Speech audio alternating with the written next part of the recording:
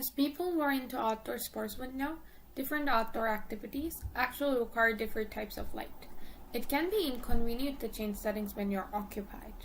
There are some automatic headlamps in the market, but they either control the beam type or the intensity of the light outputted, never both, and they cost up to $180. So we decided to develop a truly hands-free lamp that can do both and also will be at a lower price point. To better understand what our users would want in such a headlamp, we conducted a survey on Google Forms and handed it out to family, friends, and our peers at iGen. First, most of our potential customers indicated that they would be using a headlamp while camping or outdoor running. Since these scenarios are action-intensive, there is a demand for some automatic functions. A few suggestions that we received from a lot of respondents were automatic brightness that is reactive to the environment and automatic beam switching, which switches between spot and flood beams based on if they are running or staying stationary. Something to note is that most people were comfortable having a smarter headlamp with a short to medium range battery life. One of the must-haves was manual mode, since we cannot automate every use case, and this also elongates battery life when you need it the most. From our surveys, it is evident that users want both automatic and manual controls, so that will be our main requirement for this headlamp. Based on market research for outdoor users, we have identified other requirements that will ensure a headlamp is competent. It must achieve two beam types. Floodlights cover large areas within a short range, and spotlights cover narrower areas at longer ranges. They are suitable for activities with minimal motion and a lot of motion, respectively. 100 lumens is considered adequate for most applications, so we have set this as the minimum light output requirement. The headband needs to be adjustable to account for various head sizes. Having a clip or an additional band will reduce tension on the user's head to make it more comfortable. This also reduces tension on the material, which will help prevent elastic degradation over time, a problem that many users experience. Our main constraints are budget and time. With the pandemic going on, we are also restricted to working from home with limited resources. Our available resources include 3D printing, home workspace, and tools, as well as various simulation software online. Our proposed solution is a headlamp that automatically adjusts brightness based on ambient lighting and beam type based on the user's motion. We will also implement a manual override option for further flexibility and factor in ergonomics to achieve a comfortable design. We decided to split our group into two categories. On the software team, which included things like data collections, creating the algorithm, and working on the code for the motion and the light sensors, we have Deniz, Itash, and Rahnuma. And on the hardware team, which had the responsibility of creating the physical prototype, working on the CAD design, and creating circuitry, we have Jesse and Logan. Here we have a brief outline of our design process. We started off with the component selection, which included picking out hardware such as the LEDs, the sensors, switches, and so on. We then moved on to data collection for both of our sensors. Then we did the circuit diagram and developed our algorithm. We then moved on to CAD design and prototyping, and finally, we tested our design. We will use two of the iPixel LEDs as a floodlight and a spotlight. These have a wide viewing angle which is necessary for use as a floodlight. They also exceed the maximum light output requirement by over 100 lumens. There's also an aluminum backing to help with heat dissipation. For our light sensor, we went with Adafruit TSL2591. We chose this sensor as it has a wide lux range to precisely distinguish light in darker settings. It also contains both infrared and full spectrum diodes, just like the human eye. Most sensors at this price range can only detect one or the other, which does not accurately represent what the human eye sees. For our motion sensor, we went with Adafruit ADXL345. We chose this sensor as it is digital. Analog sensors are more difficult to implement and ensure reliability for. It also has a wide range, 3 axes of measurement, XYZ, and is really sensitive. For the microcontroller, we decided to go with the Arduino Nano. Some of its features are that it has 8 analog input pins, 22 digital I/O pins, and has PWM functionality. It also has a compact design and is pretty lightweight, which allows us to have a comfortable design that isn't bulky.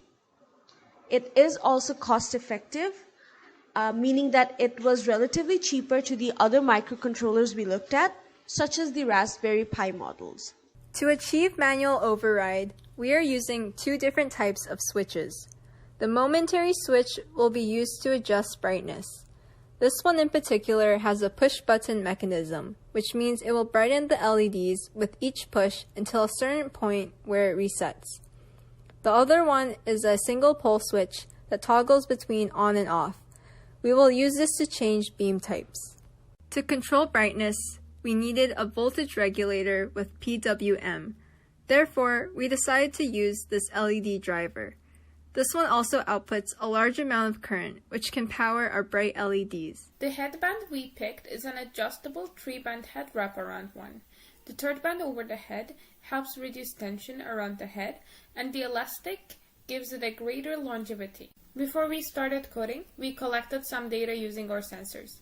We collected light data in the morning, at sunset, and at night with our light sensor to make sure our code can identify and ignore sudden inflations and drops in the light intensity, such as user walking underneath a tree, a building casting a shadow, and street lights.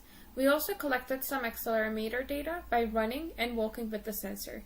This data was later used to develop the algorithm that distinguishes between two different movements. The algorithm looks at how many steps you've taken and the amount of acceleration in each step. If these cross a threshold that we determined experimentally from the data we collected, your movement is classified as running, which turns on the floodlight. Otherwise, the algorithm decides that you are walking or staying still, which turns on the spotlight. Now we're going to look at the flow of code that our microcontroller uses to automate all of these features. First, it checks that it can interact with our sensors, the accelerometer and the light sensor. Next, we turn on the floodlight, so you have a light as soon as you turn on your headlamp.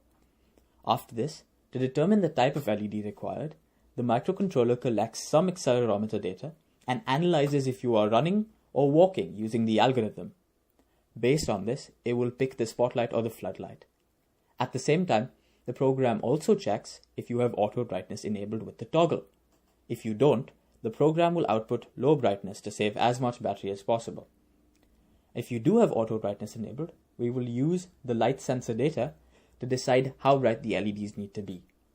These controls are then fed into an LED driver which controls the LEDs.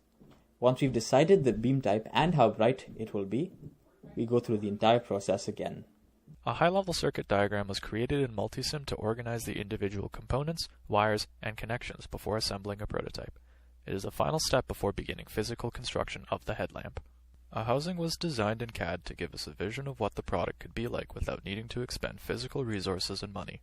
Notable features include a momentary switch and a toggle switch located on the right side of the housing, rounded edges, and a light sensor located away from the LEDs to avoid any light leakage and interference. The different diameter cones are to control the deflection of the LEDs for wider and narrower beams. A rough prototype was created to demonstrate its functionalities. All of the features work, however the packaging can be significantly improved, and the spotlight housing obscures the beam of the floodlight. Additionally, the light sensor is exposed to the elements in this configuration. Although it's extremely bulky, the headband is still able to keep the headlamp firmly attached to the user.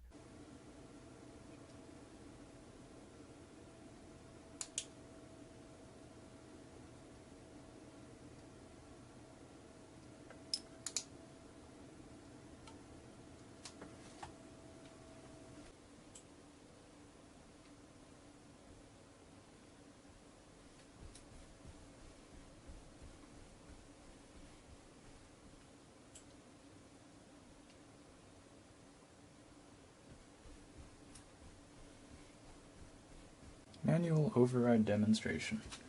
The button toggles brightness up to a maximum. Past the maximum, pressing it again will turn it off. The switch will toggle between the spotlight and the floodlight. Brightness adjustment still works for both, all the way through. Here's what critics have to say about our product. It's comfortable. It's working. In conclusion, despite all the obstacles, we made it work. We designed and built an auto-adjusting headlamp that provides a truly hands-free experience for the user, with manual override options if needed. It is also comfortable, and with the price tag of around $80, it is much more affordable than similar options in the market. In the future, we want to make our headlamp waterproof for more extreme outdoor use. We also want to implement the battery and ensure a long battery life. We will be also conducting more rigorous testing to make sure our headlamp can perform under any circumstances. We also want to differentiate between more modes, such as cycling and climbing. We also want to make our design more lightweight and compact using PCB. We will be also improving heat dissipation. Thank you so much for listening.